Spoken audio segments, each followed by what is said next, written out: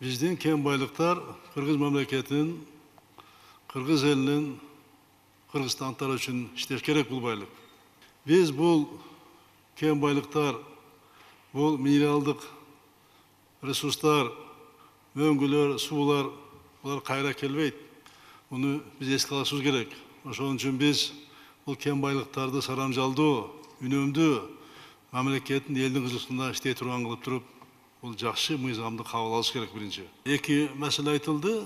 Ошонун эң чоң маселеси бирөө бул мыйзам жөнүндө айтылды. Мына мыйзамда коррупция схема түзүп атпайбы?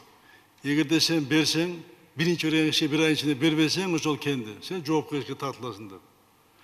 Мына буну мен мурунда айткамын Осмонбетов. Ушундай мыйзамда бар экен, ушундай жылчык. Ошону бүтүр киргиз деп айткамын.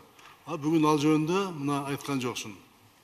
Мына лицензиялык макулдар сакталбаган учурларда эски ыкмаларды колдонгон мезгилде уларга шарт коюш керек компанияларга. Киргенде сен мынандай иштейсиң технология менен. Мынандай лицензия шарттар бар. Ушуну кылсаң иштейсиң, кылбасаң иштебейсиң деп токтото турган мүмкүнчүлүк болуш керек. Ал мүмкүнчүлүктөр бар да.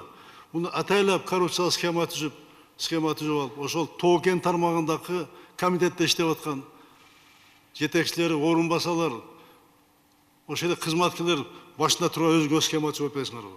Мына бүгүнкү берген маалыматында мына чаржайыт, бир саясат жок да, эмне кылам деген. Мына бүгүнкү айтылган сөздү Осмонбетов сен айтышың керек болчу, комитет төрагасы. Биз мындай болуп атат, мындай кылабыз. 25 мүнөт бердим. Бирөө жазып бергенди келип туруп айтып коюп кетип атасың мага. Мен айттым жана жалын жок деп, жалын жок. Мына тоо кенге кирбеген адам жок. Кирбеген адам жок. Бардыгы тең тоо кенге кирип, ошол жерден байыш, коррупциялык схемага аралашып, ошол жерден тез байып кетишкана максат көзөп жүрүшөт. Буга криминал жүрөт ал жерде. Чиновниктер жүрөт. Ошону көрүп турган эл дагы айтат да, эмне үчүн мен сертификат алышым керек деп. Бул мындай кылып атса, мамлекетке зыян келтирип атса, мамлекет кызыкчылыгына, элдин кызыкчылыгына иштебей атса, тоо кен тармагы. Эмне үчүн отурушум керек дейт да. Ошондой кырдаал сүргөн үчүн мына инвесторлорго таза, чыныгы мыкты инвесторлорго шарт түзүлбөстөн, ошол инвесторлор дагы, ошол келген жанакы алып саталардын арасына теңдеп, аларга дагы мына мамлекеттин имиджине мына терс таасир тийгизип атасыңар. Мына так пландоо жана стратегиянын мына жоктугунан мына ушундай акыбалга келип отурабыз.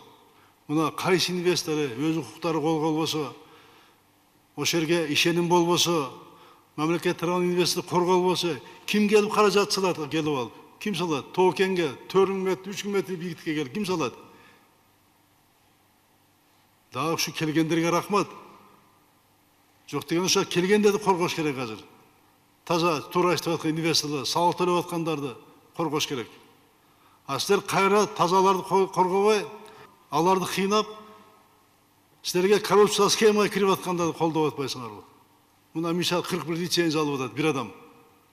41 лицензия алып атат. Эмне деген шумдук? Болгондо алтын кендер 41 алтын кен лицензия алып атат. Ушул өзү айтып турат да. Тоо кен боюнча комитеттин ичиндеги коррупциянын барын тең.